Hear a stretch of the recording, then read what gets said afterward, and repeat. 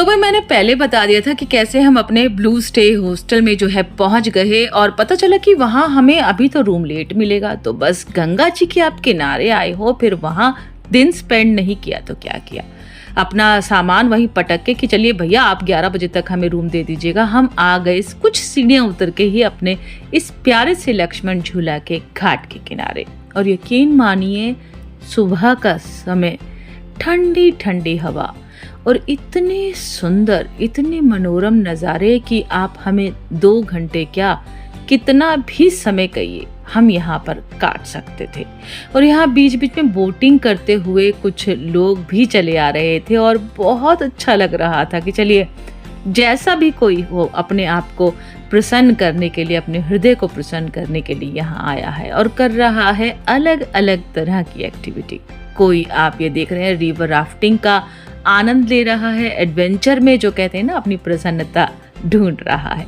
तो हम जैसे कुछ लोग जो घाट के किनारे बैठे हुए हैं और आनंद ले रहे हैं ठंडे पानी का और देख रहे हैं इन एडवेंचर करते हुए लोगों को भी जो ऊपर से नीचे तक चले जाते हैं। और फिर देखिए जो नज़ारा उस तरफ का था, मैं क्या कहूँ। अब जब फ़ोन लिया था कुछ अच्छे फीचर्स भी थे तो सोचा कुछ इस तरीके से भी इस जगह को शूट किया जाए।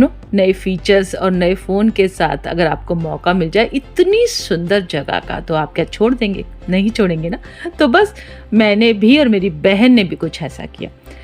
आलसी हो रहे थे तो बहन को मैंने कहा कि भाई मैं तो घाट पर नहीं जाऊंगी और थोड़ा सा जल चाह रही हूँ कि मेरे ऊपर कोई छिड़क दे। तो बस फिर क्या था चूंकि मैं बर्थडे गर्ल भी थी तो मेरी बात मानी जा रही थी। तो मेरी बहन ने कहते हैं ना अंजलि में थोड़ा सा अपना जल भरा और आ गई मेरे ऊपर छिड़कने। तैयार वैयार होके निकले वहाँ की मार्केट। और भाई जेम्स स्टोन और सिल्वर ज्वेलरी के लिए और योगा के लिए तो ये मार्केट कहा जाए, अगर ये हब है तो गलत नहीं होगा।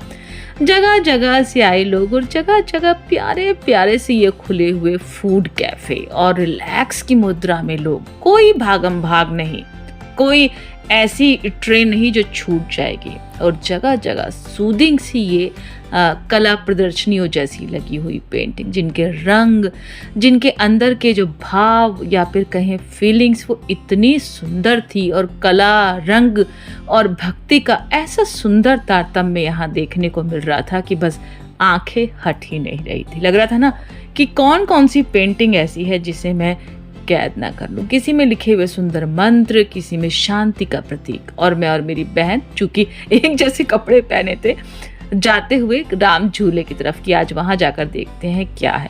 और मार्केट तो थी ही, शाम को निकले थे तो मेरी बहन लग गई कि भैया मार्केट आए हैं तो यहाँ पर कुछ तो खरीदें। और बैग्स जो है उसकी भी कमजोरी है, तरह तरह के बैग्स हमने देखे और यहाँ जगह जगह गाय और फिर चोटी वाला जिसके लिए ऋषिकेश फेमस है। और हम भी पहुंच गए। देखा तो चोटी वाला जो महाराज है अपनी कुर्सी पर विराजे हुए घंटी बजा रहे थे।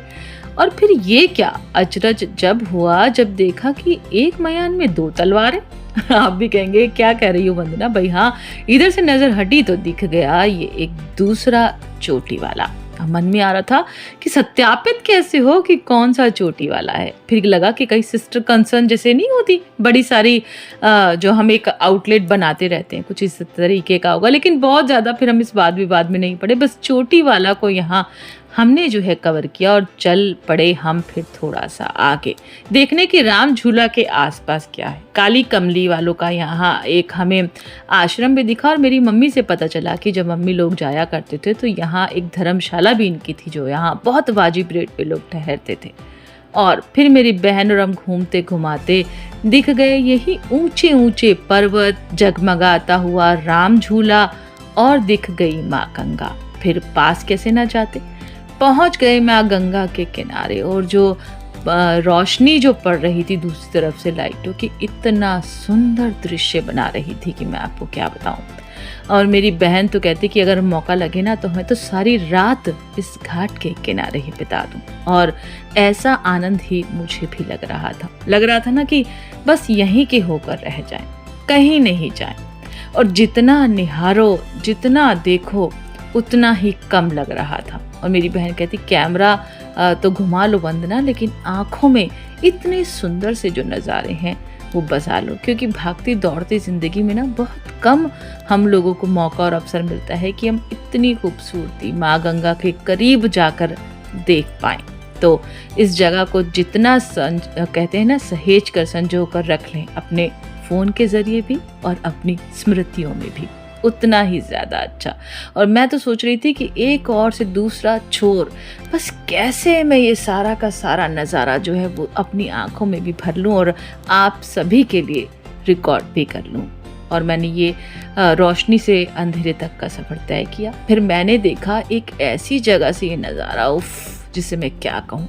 और मैं तो ऐसे कहते हैं ना जैसे प्रकृति के साथ ही हो गई, तारतम्यता बैठ गई मेरी। और मेरी बहन कहती कि लाओ मैं तुम्हें शूट भी कर लेती हूँ। मैंने कहा अरे भाई जो बनाना है बना लो, लेकिन ये इतना सुंदर नज़ारा है कि मैं तो बस चारों तरफ घूम घूम कर इसको निहार लेना चाहती थी, और मैंने ऐसा किया भी।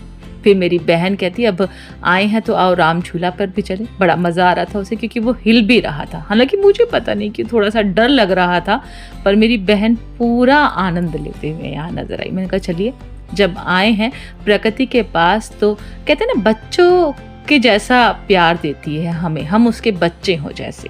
और वहाँ से थोड़ा आगे निकले तो हमें लगा कि हम तो ब्रिज में आ गए हैं। राम झूला से लक्ष्मण झूला हमारा जो रास्ता तय होता था, वहाँ ये सुंदर सा लगा हुआ था पेड़, और नीचे ये खड़ी हुई गैया।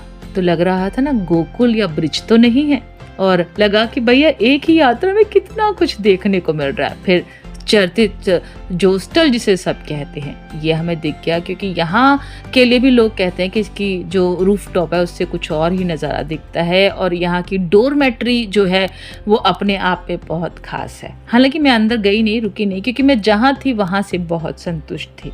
और जब मैं हम वापस अपने रूम की तरफ आ रहे थे ना, तो वैदिक धाम, ये इस जगह ने भी मुझे बहुत अट्रैक्ट किया। बहुत ही अच्छी और कहते हैं ना एक सात्विक जगह थी। और यहाँ पर खाना भी था 99 रुपये यानी 99 रुपीज़ से ब्रेकफास्ट भी था, और फिर डिनर और लंच भी था, और सभी कुछ था एकदम सात्विक। लेकिन हम पहुँचे यहाँ साउथ इंडियन, हमें एक रेस्टोरेंट मिल गया जहाँ सेल्फ सर्विस थी। तो भाई डोसा उपमा उसका आनंद ना लें, क्या बताएं। और रेट इसने तो मुझे बहुत प्रभावित किया। और फिल्टर कॉफ़ी यहाँ की लाजवाब। लक्ष्मण झूला के पास ये जगह है।